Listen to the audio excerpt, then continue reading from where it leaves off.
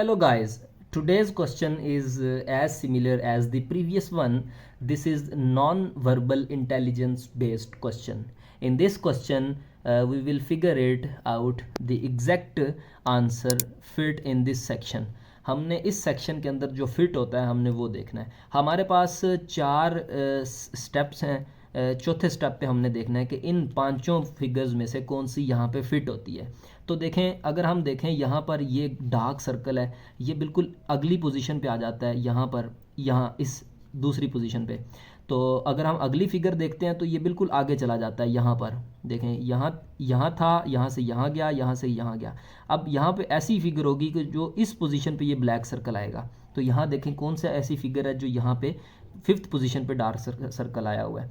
तो ये सी और डी ऐसी दो फिगर्स हैं जिसमें ये एक ऐसी पोजीशन पे है कि जहाँ इसको होना चाहिए. ये तीनों कैंसिल हो गई.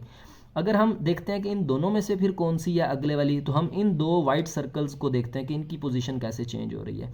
तो देखें, इस सर्कल में ये नुक्कर पे है, ये आगे आ जाता है अगली पोजीशन पे, और यहाँ पे अगली शेप पे ये उससे आगे आ जाता है. लिहाजा इस जगह पे ऐसी फिगर आएगी जहाँ पे ये और आगे आ जाएगा, यहाँ पे इस ब्लैक सर्कल की जगह.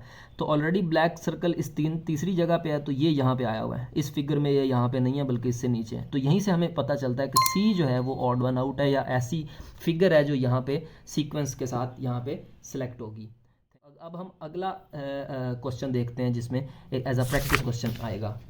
जी, हमारे पास ये क्वेश्चन है जिसमें हमने बिल्कुल प्रीवियस क्वेश्चन की तरह इसमें भी देखना है कि जो ब्लैंक है सर्कल, या यहाँ पे कौन सी चीज़ फिट होगी. तो देखें, एक सर्कल है हमारे पास, इसमें एक डार्क सर्कल है, एक लाइट सर्कल है. तो अगर हम इसको नेक्स्ट स्टेप में देखते हैं कि कैसे बदल रहा है, तो वाइट सर्कल बिल्कुल अगले स्टेप पे आ रहा है. देखें, अगले स्टेप पे आ गया. अगली फिगर में ये अगले स्टेप पे आ जाता है, यहाँ आ जाता है, और अगली फिगर में ये यहाँ से यहाँ उठ के चला जाता है. देखें, अब हम इनमें से ऐसी फिगर चूज़ करेंगे कि ये सर्कल उसमें यहाँ इस डार्क सर्कल वाली जगह पे होगा. तो देखें ऐसी कौन सी शक्ल है या फिगर है जो यहाँ पे मौजूद है. तो ये डी और बी और ए, ये तीन ऐसी हैं जहाँ पे ये वाइट सर्कल बिल्कुल इस पोजीशन पे है जहाँ इसे होना चाहिए.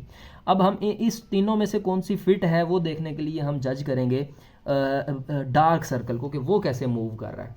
तो देखें, वो दो स्टेप आगे मूव कर रहा है. एक यहाँ से ऐसे आगे मूव कर रहा है यहाँ पे, यहाँ से फिर आगे फिर दो स्टेप मूव कर रहा है यहाँ पे, देखें, और यहाँ से फिर आगे दो स्टेप मूव करेगा, और यहाँ से आगे फिर दो स्टेप इसे मूव करना चाहिए, यहाँ होना चाहिए इस ब्लैक सर्कल को.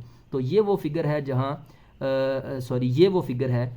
हमने तीन सेलेक्ट की थी, ये वाली और ये वाली, लेकिन इसमें इन तीनों में ब्लैक सर्कल यहाँ पे है. तो ये एग्जैक्ट ए करेक्ट आंसर है.